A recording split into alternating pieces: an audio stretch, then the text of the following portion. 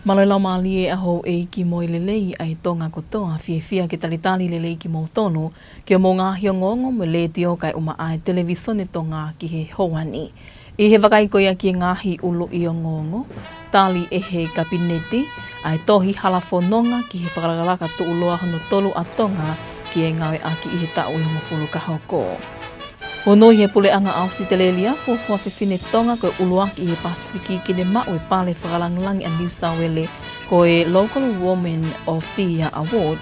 Pea na pangapanga maalie ai teu ai ako loto kolisi kuni Salote ki he kātoanga sini turi tau o e ako anga i he wike kaha una. O kuto i pe ngā hitara noa kehea na yangi pe hea i tau wakai ki ngā hiongongo mihi malai o i sipoti kai uma ai to o ngā oe ea. Ko e wakailewa eni ki he whakai ki, ko au liliani porotele. Kua tuku ate whakatokanga mā o lunga me he ofisi whakampastoa a Tonga i ngahi whanua whakatahataha o Alepea. Ki he kakai tonga ko toa pe o kulorotonga i he hahake loto ke na mawahe lewa i he wawetaha me he whanua koeni i ha whahenga wakapuna whawahapule anga pe i he wawetaha. O ku mga tuunga eni i he alu ke toi whakalalahiangi ai tau koia ku hoko i he wā o Amerika, Isileli mo Iran. Kua mauma lie ai tohi halafononga ke ni tataki atongani i he tau e hongo fulu ka hoko, ko hili eni hono tali i he kabineti ai tohi halafononga ki he whakalakalaka tuuloa hono tolu a tongani. Ko e halafononga ko e ni ne whātuia i he talo enemi maasi tau ko o si, i he kakato ai tālanga whawhonua ai pule anga mo e kakai e whonua o kau kei mo i ngahi mpotu ngā ue mo i sektoa tau taha i tongani. Ka koe whakaiki ki mo senorita tui mai. I e whai ke eke a ngō ngali tio tunga mo i tokon palemia to ki tā wilam nā tūnane pehi. Ko tau mua e tohi halawhanonga ko e ni ke Moimoi ki ai whatu palani ngā aue a tongani i he ngahi potu ngai kotoa o whakatatau ki he tūtu oni o ku whatu aki ai tohi halawhanonga ko e ni. I he kakato ko e ni ai whatu ai tohi halawhanonga whakalakalaka tu uloa hono tolu a Tonga o ku iai pe ngahi mea ku whalelei i o kau ki ai kua pau ke liliu e tohi ko e ni ke ngawe aki i a lea whakatonga. O ku mei whakatanga mua pia pange e mia a halafononga ke mehanga tataki a ngahi whotuutu u whakalakalaka koe a whonua hange ko glau i e tapa ke o mo uipa koe pe mo ne ngahi visone e balani ko ni unihanga o mai ka koe tau mua lahi koe ne o balani a koe ni wai hono film pe hono kaveinga pe hono whakarea o ku ngawe aki o ku ui koe ge a usia e tonga ko ha tonga o ku o ne lava matu waki. I hea o ki wafe tolunima, ai ngā hipore o taimi i he whakalakalaka. Ta ko pau ke makatuunga i e tau, i he moto e whanua koe o tua motonga ko hokto whiu. Plani ko nina e whakahau mai ki kabineti i he mahina ko February, pena e bāsi pe patani ki kabineti ai plani ko ni pe mono whanki whakatontonu pe aia o kawai hono whakaamo i whimau ke liriu ki rea whakabritania pe ke rea whakatonga pe kai ngatai wai mono whangaki ere meniti o plani ko ni me whanki ngāo ke whakakato ki ai e wā plani ko ni koe ai pureanga i malu o office paremia aia o kawai i aho te au fufo aho te au kini ki au ke kakato ki ai ai whanki i whonga ngāo ki hono implementi pe hono whakahoko plani ko ni kawai hot ko hai me e fai ki no monitor mo no Moimoi ai le that when e plan ko ni ki ka Lorotonga ni na te mea a tuke tā lātua whaumala ala ki halawhanunga mahu inga o ku te wat ki ai a tongani ka ko hono whatu o patseti o tau whakapaanga wanoa waono wanoa ua fitu. I he ene pehe kua tāle he kapineti ai tohi tutu uni ke whatu a ke patseti ka kua pao ke whatu whatatau ke he tohi tutu uni pea mai whie mau ai tohi halawhanunga langa whakalakalaka hano tolu a Tonga. ko plani ko ni o pau ki whakafuo ki ai ngai ngāo e whakalakalaka ko toa pureanga pe hoko mai le wa fkeni ka mata tala noa ki patseti be nei pasi i he kabineti a strategy to halawhanunga ki patseti o ta uafe wano wa fitu ai patseti ko ni ta ke fatu at ki ta whakapaanga fo au aia o pau ke whao patseti ko ni Pe whakatatau ke ngahi makatuunga mai ngahi whakaamu. O ko mai e palani koe ni. Ai ngahi palani koe ni une o mai e whakaamu pe koe. Vi sone oku fitu. Ai ngahi mea whakaamu koe palani koe ni kene hanga wa usia. Pea oku mei tamu aka atoa pea ki he langa whakalaka e tawhaaki whakaekonomika, e tawhaaki whakasosiale, i he tawhaaki whakatuku whakaholo, i he tawhaaki whakapolitikane mo pure lelei. Kai ke koe tohi halafanonga koe ni o whātu e whatatau ke he viso ne lalahi e fitu, ai o kau ke ai whaunga ngāwe ki hono matatale whiririwaki o ea, whakaivi e kakai i he tūkui kolo, langa whakalakalaka whakaekonomika, anga whawhanua mo lea whakatonga, pule lelei, tūnga malu mo hao a Tongani, behe ke sektoa o koloa mo kelekele a Tongani. Mai a ngonga le te o me televisione Tonga, ko no li tātu i vai. Kua ngā one vai whanua e wā o whakahoko e nau ngahi whakataha o kau kei e whawhawhonga pule anga. Kau ofisa kolo, poto ngāwe mo ui a e wā. Hako, mo e kakai e ni ihi o e vai whanua. I whakaamu ke wakai i ai malu e nau whānau lolo tonga e nau i he api ako, i he taimi ako, i he mahino, o kutu lawe angofua e nau mo ui, i he taimi o ku nau whia mao ai Hawaii ki nau inu i api ako. Te tau wakai ki ngāwe o ku whangi e he vahe whanua e wa, koe hika e malu koe ai mo ui e whānau, mi hono mao o e vai mei lolo whanua i he mahino ni mao ai polo, pe koe kemikali kona i loa lea whapuritania koe let, ka ko senolita to i vai mo e whakai ki. Ko e taha e ni e ka weinga nei toka ngalahi ki ai kakai, ka huka tu unga ako ke iai ma o ngā vai o e wā. Tupu me he mao ai polo po ke kemikali kona ko e ni i he vai me i lolo whanua pe let i he lea whapilitani ia. I he ene peheo kei ta ohi whakatai mai a hono toi ngawe ake o vai tepi, kei no pe ngawe ake ke he whei mea toko ni.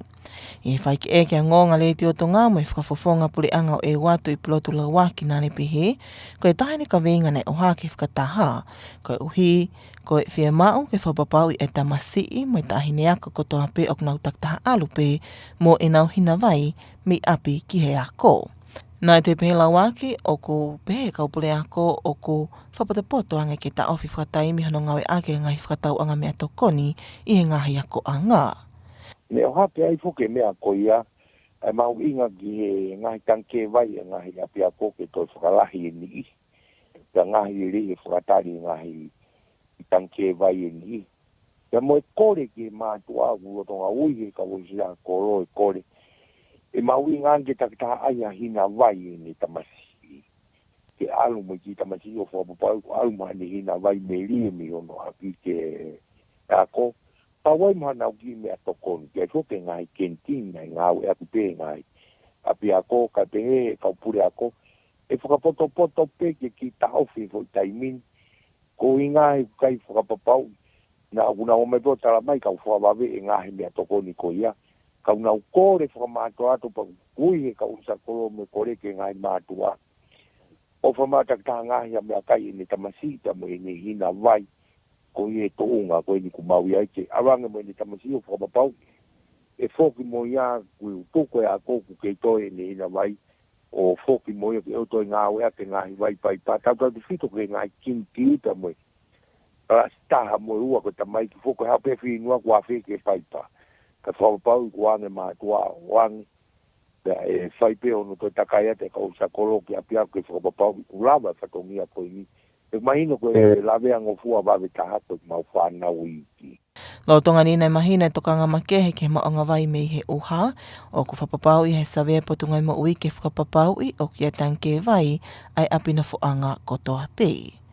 O na whai e sawe ko ia he potungai mo ui ke ngahi api ko ia. Ka ki loto e whakakato sawe ko ia, na e whai e kukore lahi ke ka umita koroho no tokanga i ngahi ima.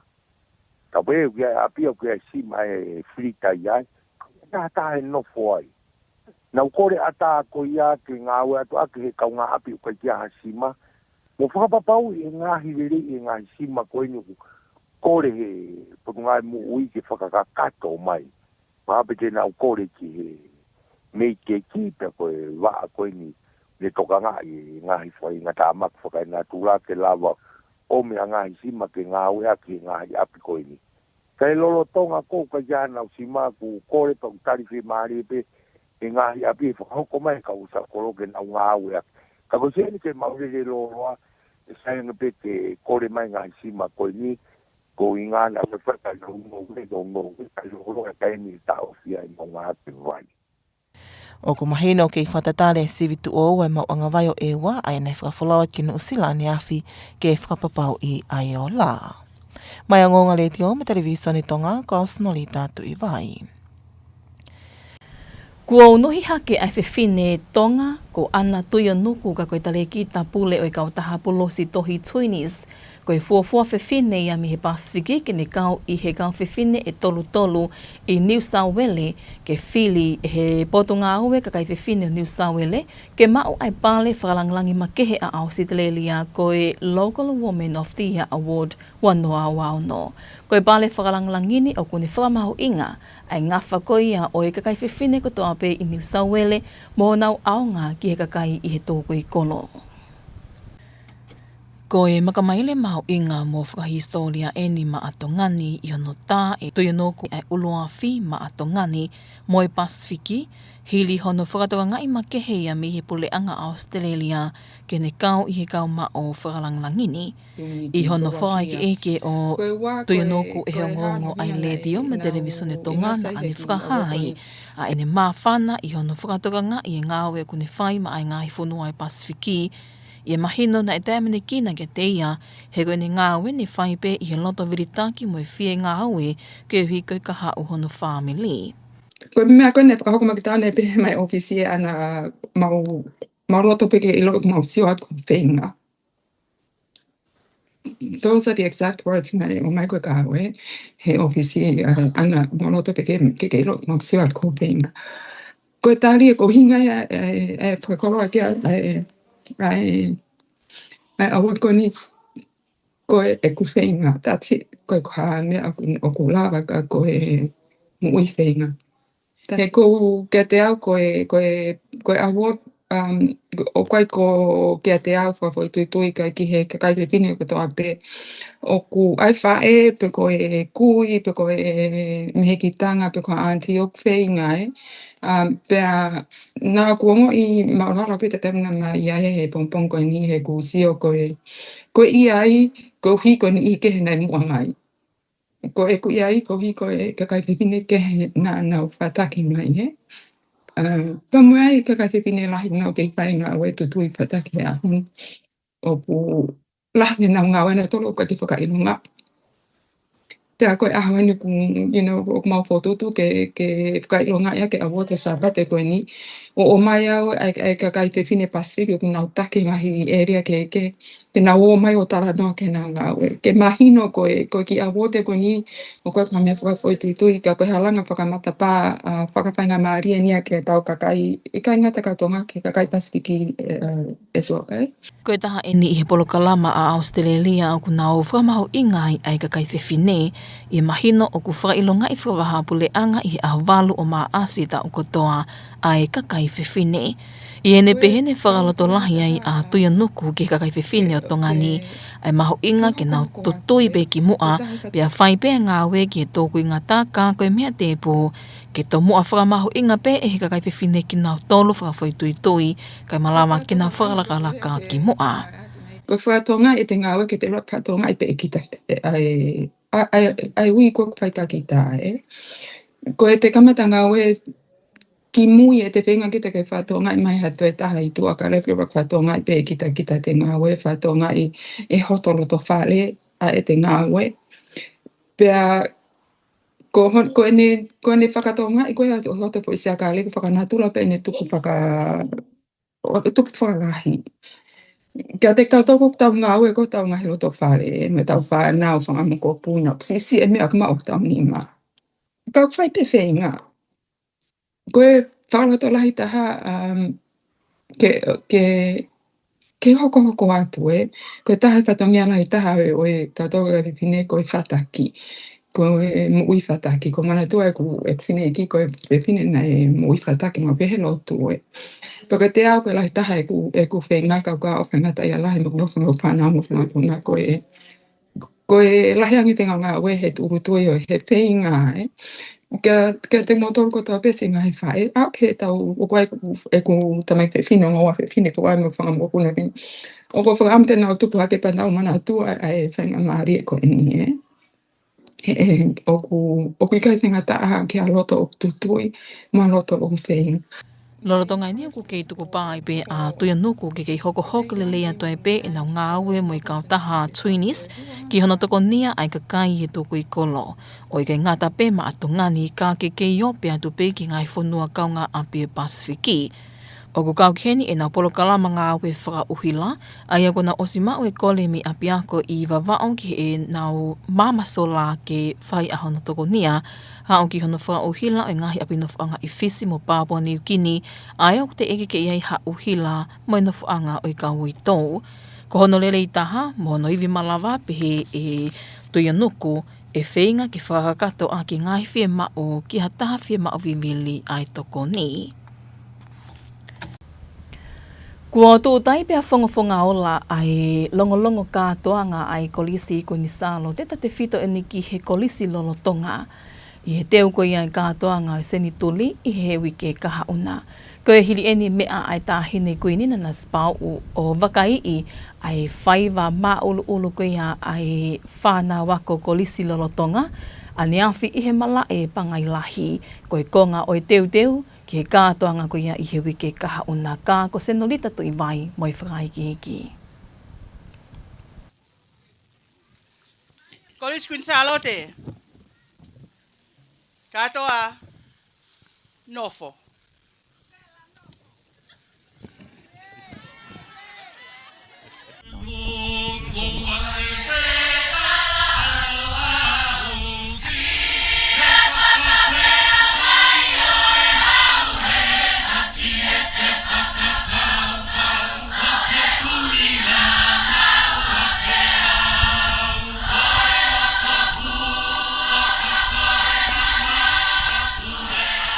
Koe aho nai hake ai e peau pulo, i he ngatoa i mātua tai whānau o te ui nau takta whānau, koe hui koe veke o e teu o e kātoa ngā.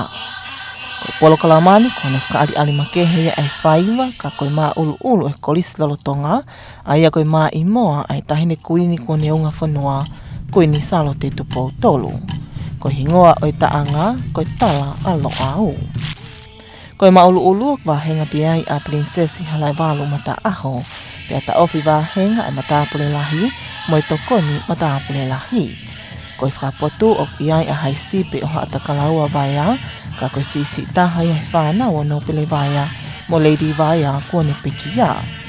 Lolo tonga whari ali na hiwa iai mo hiwa tala monu o i aho.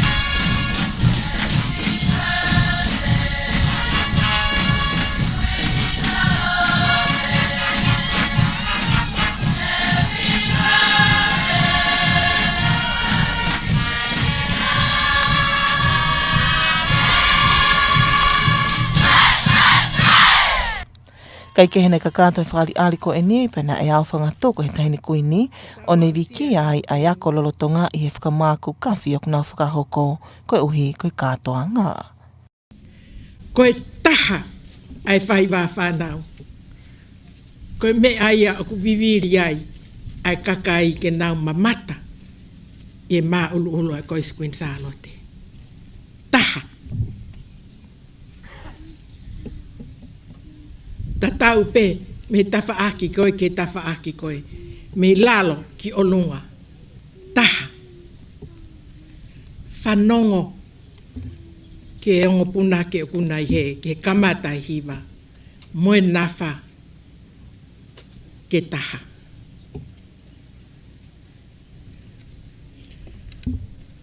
Koe mausea e ngahi komiti ai koe stutuku o mai e taki o komiti whakalau maari e mausame ke maulau whakaaho koe teu ke kātoanga.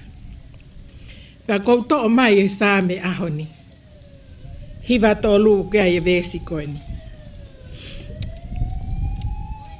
Ka neongo e ulu ai ngahi vailahi. Neongo ai langi ia ai ngahi ngalu o tahi. Ka oku hulu ai langi o Sihova. Hono o kune awhia i olunga. Neongo natula. Mai ongo mai a ngahi teutau a ngahi whonua. Ka aku hulu a langi o Sihova. O kune awhia i olunga. Kai ke heo tō kama te kātoa ngā e senturi i he tuapule lulu o wiki kaha o, i he mahino, kua kamata e tu o te kau wholau, koe kau koristutuko mei tuapule anga, ke kau whakatama tōngani i hano kātoa ngā i o e senturi. Mai a ngonga le tio me televisione Tonga, ko sinolita te vai.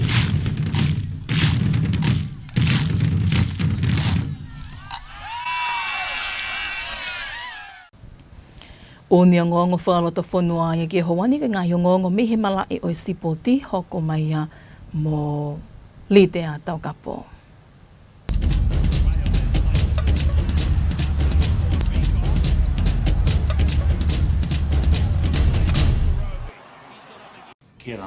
I hoko koe a Dave and Rennie ke lakanga whai ako pule o timi a ka pulu whawhanua New Zealand ai All Blacks.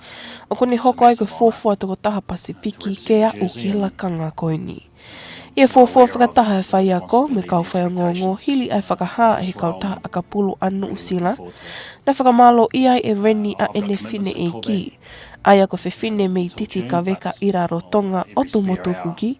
Aia o ko makatu unga ai pikinga a Rennie ki otu motu kuki mo Pasifiki. Nāne o se whakawhawhanga i whoke a otu motu kuki i he wainga a ka pulu e taha i he tau taha hiva noa. Neongo na i kai ko ha tau tesi eni. Pehe e Rennie ko e mea whakawhiawhia eni ke te ia mohono family. Pea ko ne tui ne mei whiawhia i whoki mo ene whine e ki i he ene hoko ki he lakanga maolunga koe ni. Ia manat melia a Rennie ki he ene whine eiki, nā ne pehe ai nai hoko ene whine eiki koe whakaloto lahi ki a te ia, mohono whangatoko wā me toa whawhine.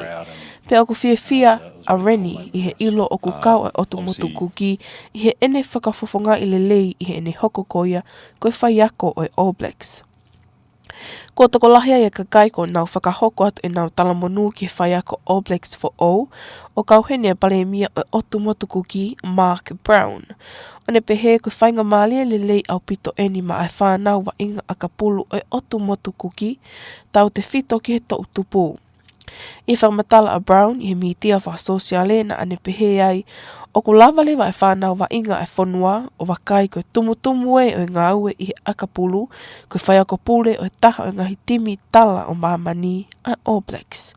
O mahino o ku lava pe i he taha otu motu kuki o wau ke lakanga koia. Pehe e Palestinian kautaha akapulu i unioni haamoa i Wellingtoni, leia taua lesa ke a kuoi. Kua fuoloa tau ai taimi ke hoko hake ai ha taha mi he Pasifiki ki e lakanga maolunga koe ni. Pea aku whiawhia ai a leia taua lesa mo e kakai Pasifiki toko lahi, o iai e nau kaunga ke malae o akapulu a New Zealand. Ia no whehu ia he kau whao ngongo, pe o ku hoko ai iai a pikinga a Rennie ki he Pasifiki, ko a mea ke ne whakaiwi ai a langa o e wāwhenga o aki lele yange me whanau wa inga Pasifiki i he All Blacks. Nai tali ai e Rennie o pehe, o ku mahu inga ai langa o e wāwhenga o aki lele mo e kotoa o e timi. Pea niongo ai toko lahi a timi me he ngahi whamili me ngahi wāhenga kehe o New Zealand me Pasifiki. Pea ko whamui taha via me malai o sipoti, ko auri tea Tongatapu.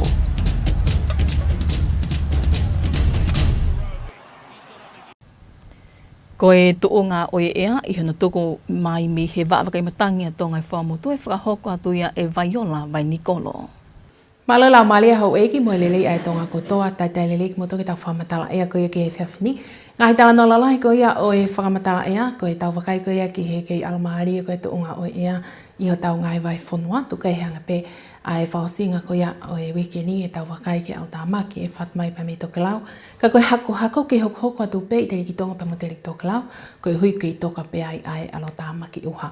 Aia ko e misa te lai tēni o e ahoni tau whaifnonga mai ahoni ata lelei no hanga ai sa talai te o hulu I mai ai Altamaki uha mo ngai konga a uha ene kei no folo I e ria ko te riki tonga pe mo te riki toke lau pe he foki ki he toinga tau ngai vai whonua ngoni wawa mai ki Tongatapu ni pe mo ewa na e lahi almali pe ai ahoni o tau ngai vai whonua. Ka te tau toka wakai a moiange e ngai whakai ki. Ai koe ngai whatoka ngai ni ko e whatoka hako pe whake whale ki ngai wakatou tai ki kei hoko atu pe ahoni o tuku a te he whiawhini ke po tai ko he whatonga ko hika kei toka ai Altamaki ne ke whatupu ai hako koe ni.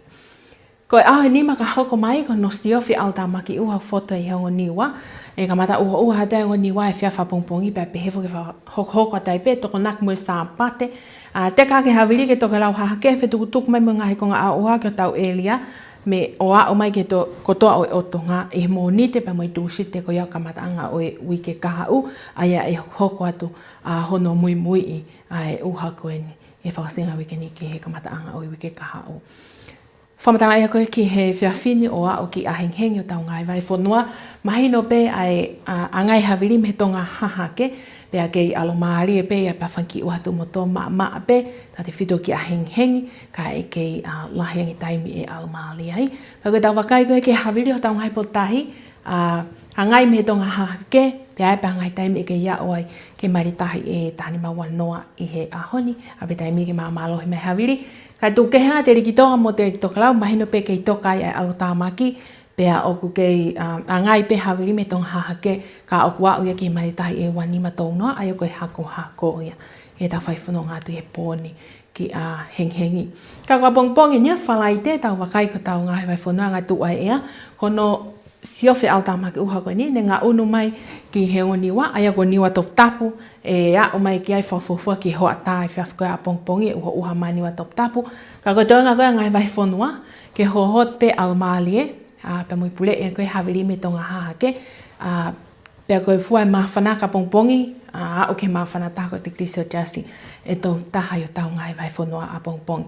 Koe hawiri, alpeke mamalo me tonga hahake, o tau ngai potahi, o ke mani tahi tahani ma ki he ua noa a pongi.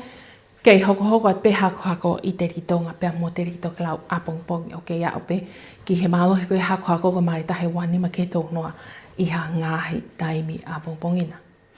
Taime tahi aia o ku tau maali e ia he pōni o squata pe me hiva, pe tōku mahatoka a heng he os wanoa pea me he tolu. Hopo fuke la a ponghi o no tolu hiva, pe tōku hopo hake a mahinaia I he whiawhini he os taha koia pe me he walu. He ria kātoa mahina I aho aniawhi ko tau whanonga tuen ke kālipa koia ai mahina I pule lulu ai pe oe wike kaha o.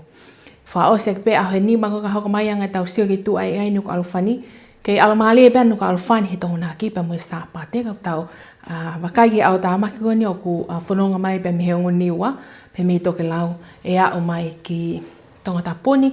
E moni te pa mo tūsite ko ia o e wike kahau. Ka o wawe pe ai matawhi te al tāmaki koe ni whawhuwa ke pule lulai pe o e wike kahau. Ko matawhi atu ai al tāmaki uha koe ni. Pe me Nuku'alofa ni. Ma whana pe fua ma whana. E taimi aho e he whausinga o wike ni au ke te Kristo Jasi tō taha. Pe fua ki he kamatanga o e wike kahau he te Kristo Jasi. E tō noa pe ko lau ka kato mo whamatanga ea ki he e whiawhini kai mālo au pito mō mea mai. Viola vai Nikolo ia mo tu unga oe ea ka tau toi wakayangi pehe ni ki ngahi ulo I o ngongo. Tali e he kabineti ai tohi halafononga ki he whakarakaraka tu uloa hono tolu a Tonga ki e ngawe aki I he tau I mofulu ka hauko. Hono I he pule anga au sitelelia fufua whiwhine Tonga koe uloa ki he Pasifiki ki le mau pale whakalanglangi a New South Wales koe Local Woman of the Year Award.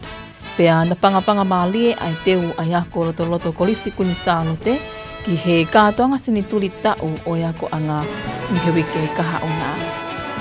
Mo e ka kātoi pia o ngāhi o ngongo me le tio kai uma ai televisioni Tonga ki Hawani me whaka amu me au taki kotoa te pia ki matawhane kotoa.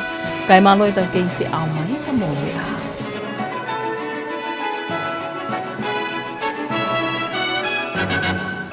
Good evening and welcome to your English news package with Radio and Television Tonganese for tonight. Making headlines, Cabinet endorses Tonga Strategic Development Framework free for the next 10 years. Parents of school children in Ewa are being urged to pick enough clean drinking water for the students as tap water consumption ban continues. And high-level advisory has been issued by the Tonga Embassy in the United Arab Emirates, urging all Tongan citizens currently in the Middle East to leave the region as soon as possible. We'll have these and more stories later on in the bulletin, together with sports, to wrap up with the latest weather updates. I'm Senolita Tuivai, now for the stories in details. A high-level advisory has been issued by Tonga Embassy in the United Arab Emirates, urging all Tongan citizens currently in the Middle East to leave the region as soon as possible, using any available international commercial flights. The advisory comes amid growing tensions in the Middle East following attacks by the United States and Israel on Iran, raising concerns on further escalation in the region. Cabinet has approved Tonga's third Strategic Development Framework, or TSDF3, to guide the country's development over the next 10 years.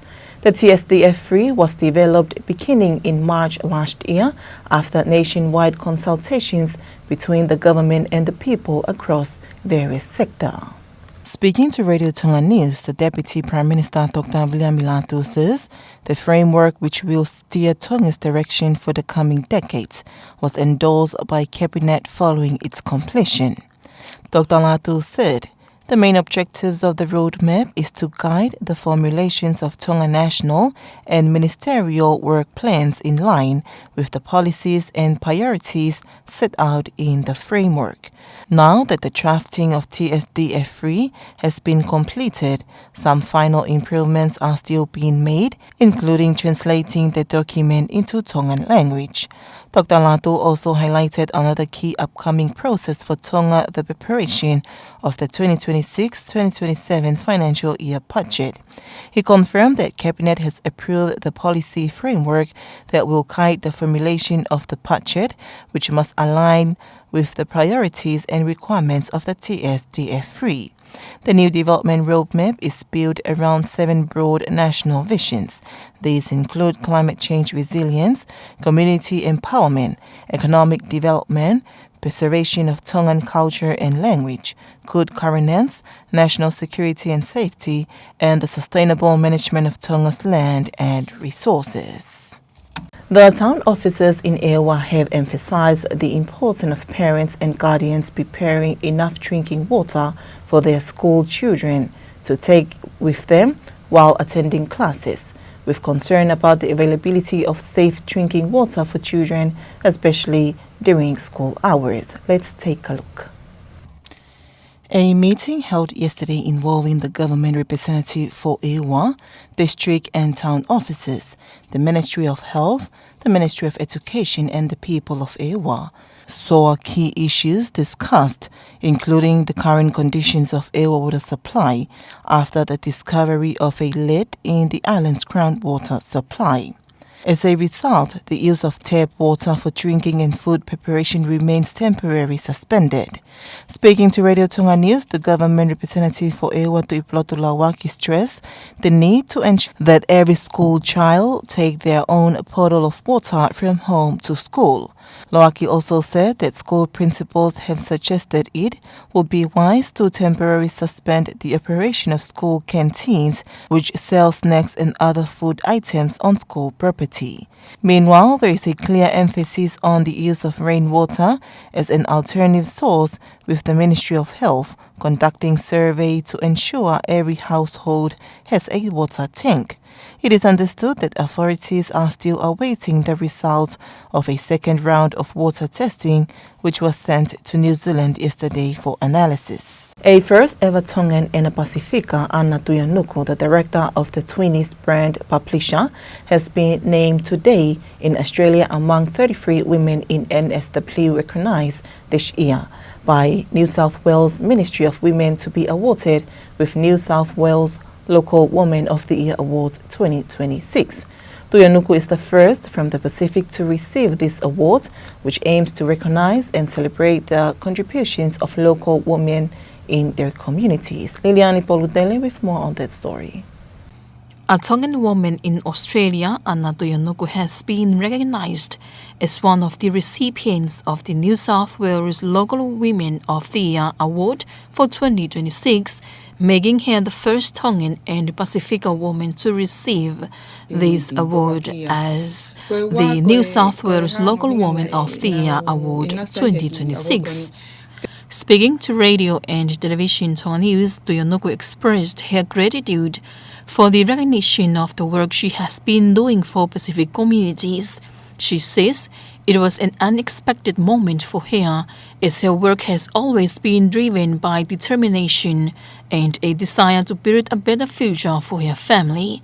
Receiving this award today at New South Wales, Australia, Tuyanuku says is not only for her personally, but also represents the wider Pacific community and women they are working together at Twinnies. Their achievements in their work. A lot of us women, we are working, but we're not recognized in the community or even at home. So the award means a lot to me personally because we've toiled so much. So that's why this award is important. We are represented. And one of the things I said, I thanked the government and my MP who nominated me and also the Governor General. I said, finally we're visible. All of a sudden they can see us. And so this award means a lot. So on behalf of all the Pacific Island women, this is a recognition for those of us who toil and continue to do so for the betterment of our families. Tuyanuku says this award is encouragement not just for herself, but for Tongan women who are determined and continue striving forward in their endeavours or bettering their families and society. Recognizing your work should not always be tied to the other recognizing it. It should be you yourself. I should recognize my work. I do try and recognize my work. And then from there, your circle, your family inside your house should recognize the work. And then outside, because you learn to appreciate and to value your own work inside the house. And then it will naturally grow to the others when the time is right. A lot of my toiling is done on my knees when things get hard. And an encouragement to all the mothers and the aunties, if you're starting a small business, there are going to be times that we have very little in our hands to grow the business, but toil still, continue still. It is in the consistency that the daybreak light comes and eventually you will be recognized. And you will find the right time. So that is my encouragement to the young. I have 2 daughters. I have got a grandgirl, kids. And I hope that this award will be an encouragement for them to see that no pathway is impossible. No pathway is too difficult. You know, the end of a valley is just the starting point of another mountain to get to the top of. So Tuyanuku is committed to continuing the work and efforts of the Twinnies, supporting communities not only in Tonga but across neighbouring Pacific Islands.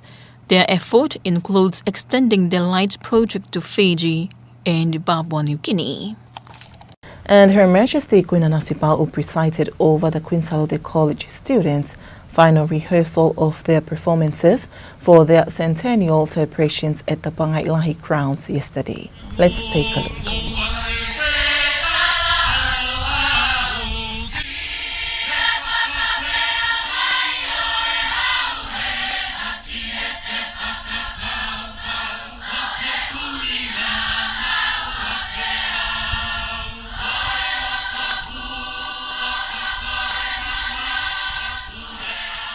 The rehearsals included displays of some of the main performances by the Queen Salote College students and alumni that were prepared for the celebration later this month, including a special cultural presentation, a Ma'ulu'ulu performance composed by Her late Majesty Queen Salote Tupo III, Tala Aloa'u. The Ma'ulu'ulu performance featured Her Royal Highness Princess Halaiwalu Mata'aho in the highest ranking position in the Ma'ulu'ulu. Her Majesty acknowledged the students' tireless preparations ahead of the celebrations. The centennial celebrations will officially begin next week, Thursday, with many alumni and supporters already arriving from abroad to join the students in celebrating 100 years of Queen Salote College.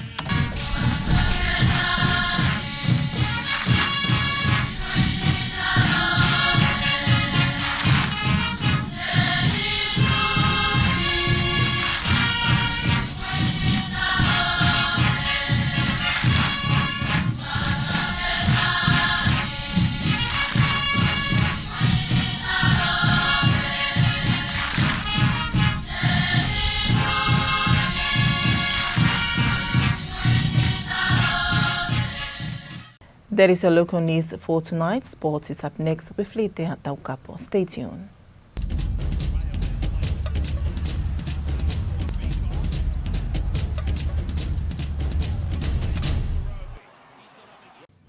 The All Blacks have their first coach of Pacifica heritage. Dave Rennie has been given the job, replacing the ousted Scott Robertson. Rennie's Cook Islands heritage comes via his mother, who hails from Titikaveka on Tonga, and Rennie even played a non-test match for the country in 1990. Asked about his heritage in his first press conference as All Blacks head coach, he paid tribute to his mother's legacy, saying she'd be really proud. Rennie said he was honoured to represent the Cook Islands. Congratulations have come in from near and far, with Cook Islands Prime Minister Mark Brown calling Rennie's appointment a powerful moment for young Cook Islanders.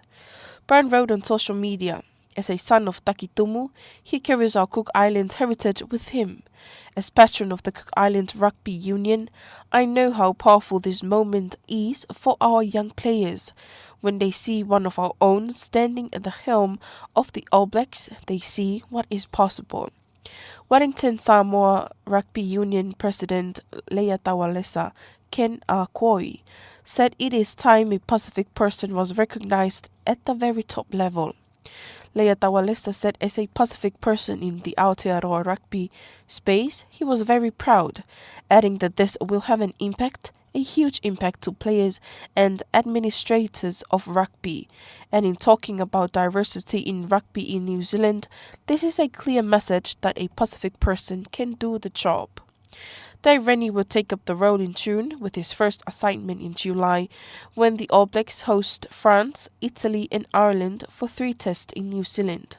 When asked in Wednesday's press conference if his connection with Pacifica players was an important part of what he did, Rennie said having a connection with all the players is important. Namlitea Taukapo.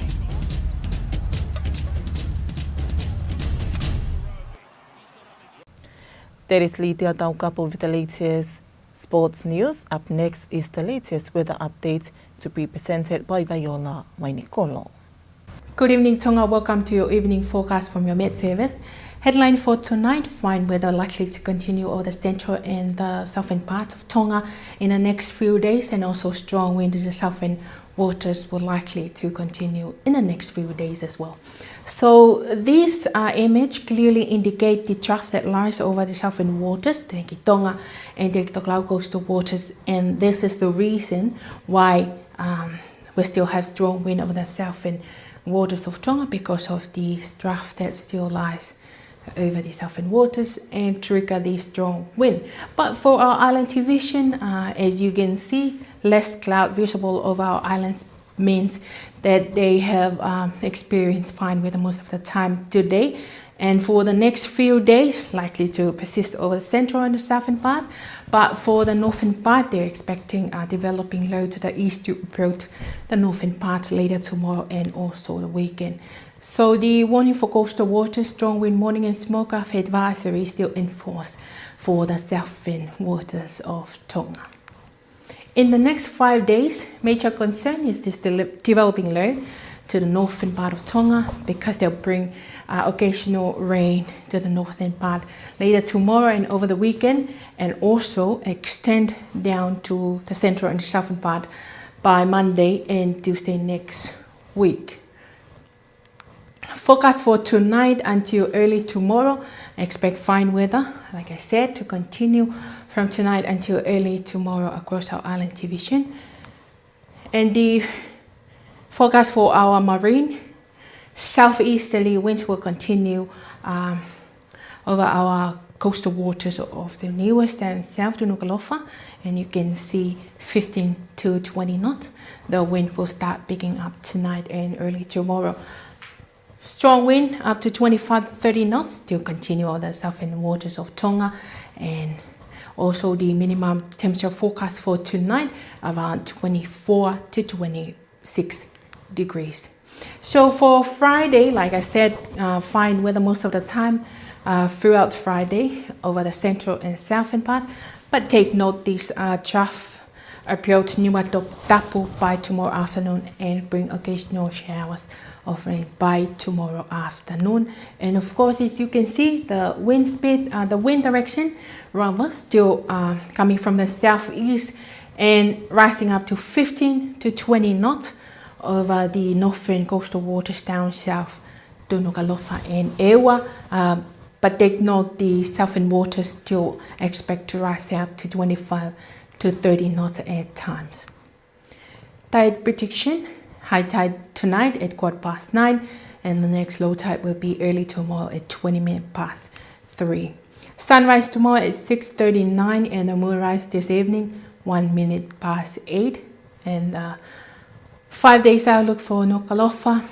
Expect fine weather most of the time to continue on the weekend, and the trough over the newest or the northern part will extend down to Nuku'alofa, most likely for Monday and Tuesday next week.